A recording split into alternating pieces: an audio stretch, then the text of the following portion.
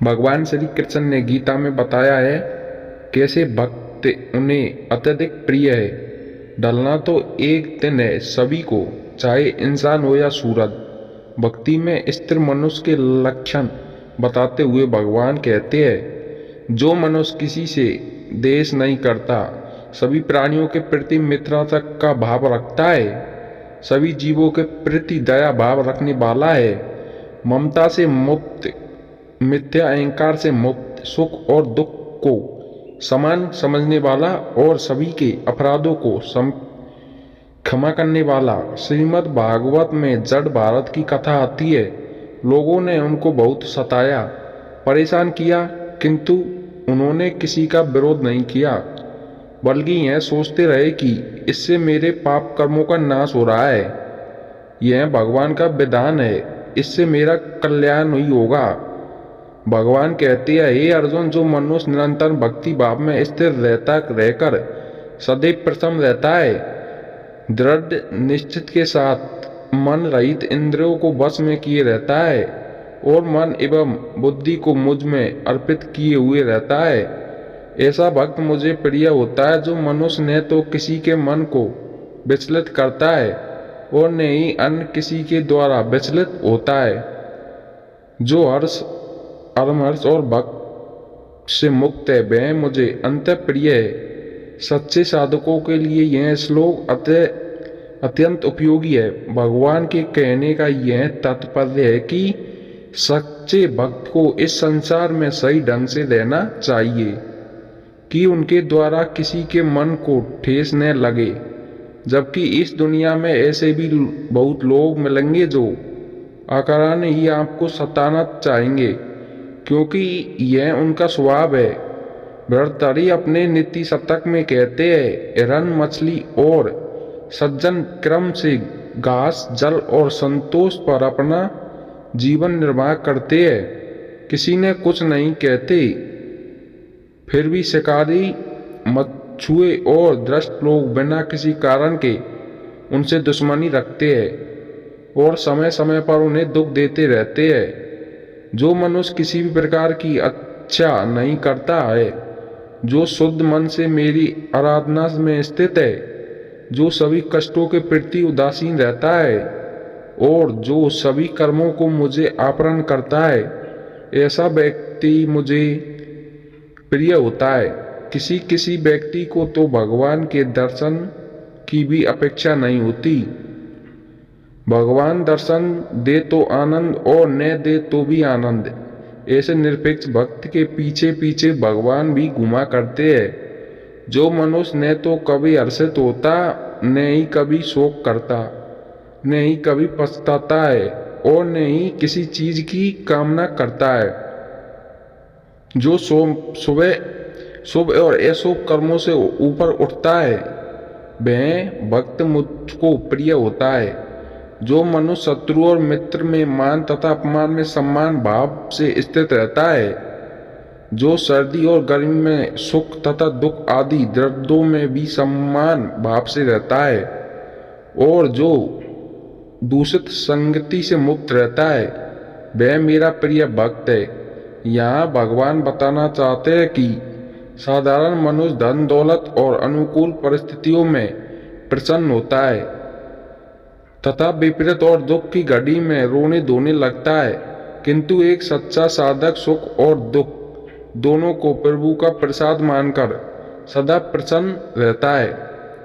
जो निंदा और स्तुति को सम्मान समझता है, जिसकी मन सहित सभी इंद्रियां शांत है, जो हर प्रकार की परिस्थिति में सदैव संतुष्ट रहता है और जिसे अपने घर गृहस्थी में बहुत आसक्ति नहीं होती, ऐसा स्थिर बुद्धि वाला भक्त मुझे अत्यंत प्रिय लगता है। जब भगवान ने अर्जुन से कहा, चलने की कोशिश तो करो, दिशाएं बहुत है, ये तुम भगवान कहते हैं, हे अर्जुन, जो मनुष्य इस धर्म रूपी अमृत का ठीक उसी प्रकार से पालन करते हैं जैसा हमारे द्वारा कहा गया है, और जो पूर्ण श्रद्धा के साथ मेरी शरण ग्रहण किए रहते हैं, ऐसे भक्ति में स्थित भक्त मुझको अत्यधिक प्रिय होते हैं। प्राय संसार में ऐसा देख जाता है कि लोग सत्संग तो करते हैं पर साथ साथ जाने अनजाने में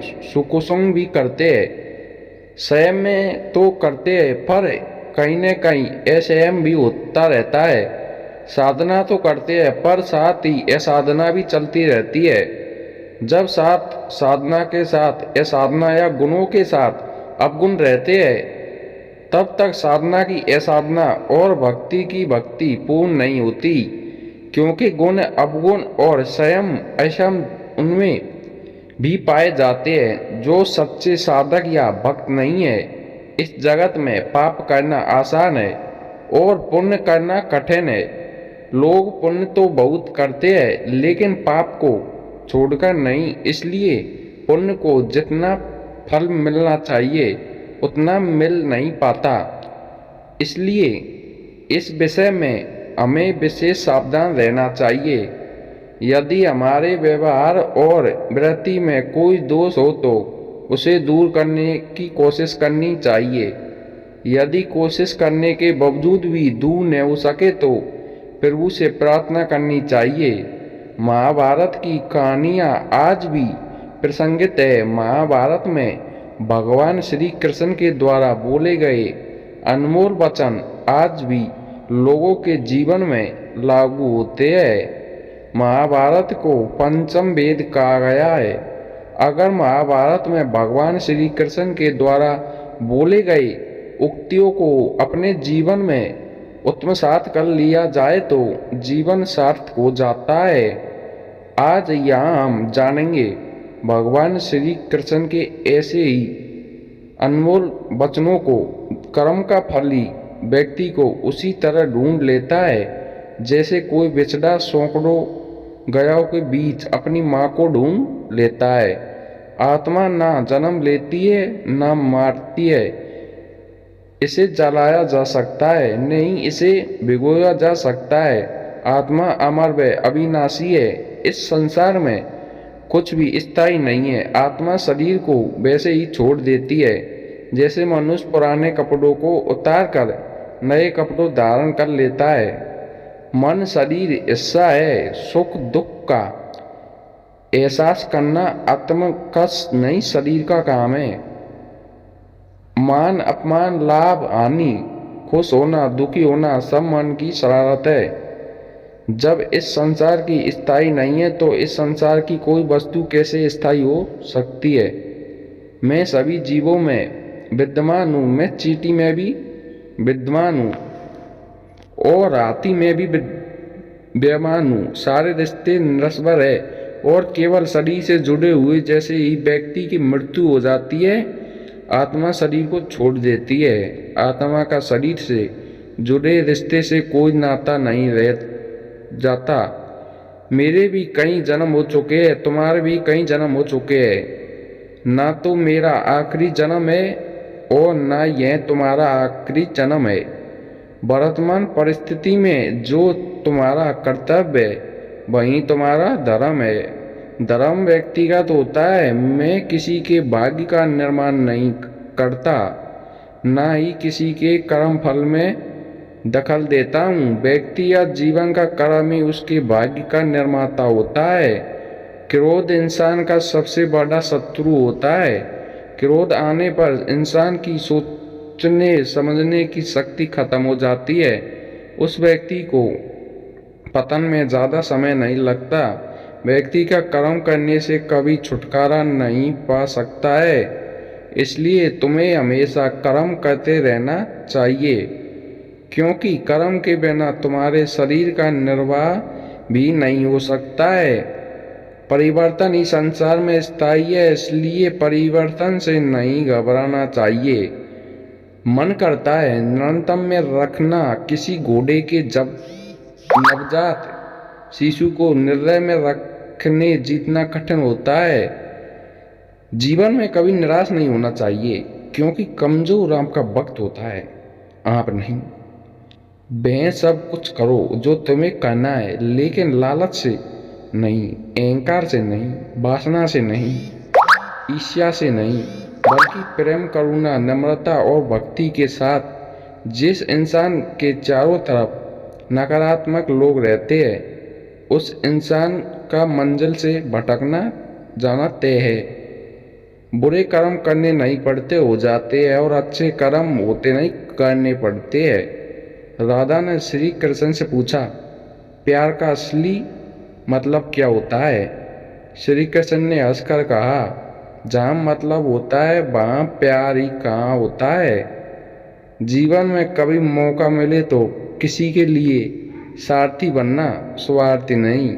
असली खुशी की कुंजी यही है कि अपने मन से इच्छाओं के बोझ को हल्का कर दो, अपना दिल अपने काम पर लगाओ, इसके इनाम या परिणाम पर नहीं। अगर आप किसी को छोटा देख रहे हो तो आप उससे दूर से देख रहे हो, या तो अपने भीतर के अहंकार से। युद्ध हो या जीवन, सफलता केवल 3 शत्रुओं से प्राप्त होती है: धर्म, धैर्य और साहस। वह सब कुछ करो जो तुम्हें करना है, लेकिन लालच, अहंकार, वासना या ईर्ष्या से नहीं, बल्कि प्रेम, करुणा, नम्रता और भक्ति से। जो कुछ हुआ अच्छे के लिए हुआ है, जो हो रहा है अच्छे के लिए हो रहा है, जो होगा वह अच्छे के लिए ही होगा। जिस इंसान की चारों तरफ नकारात्मक लोग रहते हैं उस इंसान का मंजिल से भटक जाना तय है। अपने अनिवार्य कर्तव्य का पालन करें, क्योंकि क्रिया वास्तव में निष्क्रियता से बेहतर है। कल की फिक्र मत करो, जिस ईश्वर ने आज तक संभाला है वह आगे भी संभाल लेगा।